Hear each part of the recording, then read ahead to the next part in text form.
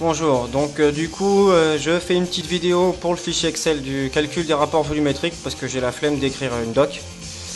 Alors on va partir sur la config d'un moteur avec un RVC 12,5 sur un M20 B25 qui va être transformé en M20 B27. Alors comme longueur de manivelle c'est la course sur 2, on a une course de 81, on divise tout ça par 2, ça fait 40,5. On a une longueur de bielle de 135. Les deux cases en dessous, c'est du désaxage piston, on n'est pas concerné ici. On renseigne l'alésage qui est de 84. On renseigne le RVC donné par les points moraux, points morts bas et volume de chambre, donc 12,5 pour ma part. Et de là, le fichier nous aura calculé des petites choses ici en jaune. Donc la surface de contact du piston avec les gaz, la course, la cylindrée unitaire, le volume mort plus change de combustion et le volume total. Donc de ça, ce qui est pas mal encore dans le fichier, c'est que on peut retrouver ici le diagramme, un diagramme où on retrouve le système bielle-manivelle et la loi de volume ici avec le point rouge qui fait le point de déplacement du piston dans le cycle.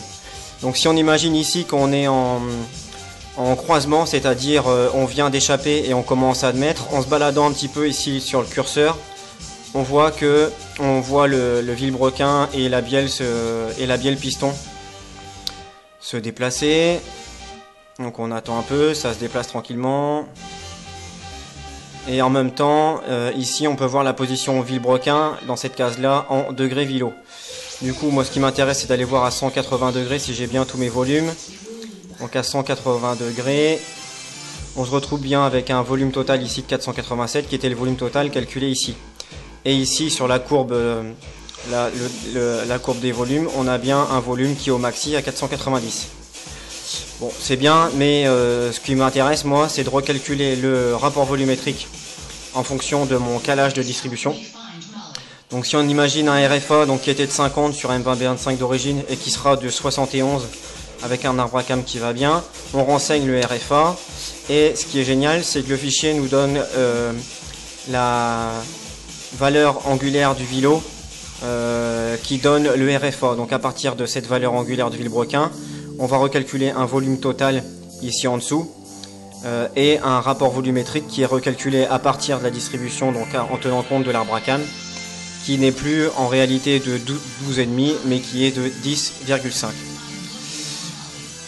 Donc ce qui est intéressant, c'est qu'à partir de la valeur de RFA ici à 251, on peut positionner ici la position vilo à 251 degrés et on va voir la position vilo bielle piston qu'on aura au RFA et on voit qu'on aura pas mal bougé. Voilà, à 251 degrés vilo, pardon, on retrouve un volume total de 367 qu'on a ici et on voit où est notre vilo bielle piston au moment de la fermeture soupape. Donc effectivement il y a une grosse partie de course qui est parcourue alors que la soupape admission est toujours ouverte. Donc c'est un volume qui ne doit pas rentrer en compte dans le calcul du rapport volumétrique. Voilà. Et ensuite, ici en dessous, on retrouve les lois de volume et les lois de dépassement du piston, donc qui changent en fonction du paramétrage que vous mettrez dans les cases vertes ici en haut. Voilà tout, donc j'espère que ça vous servira. À plus.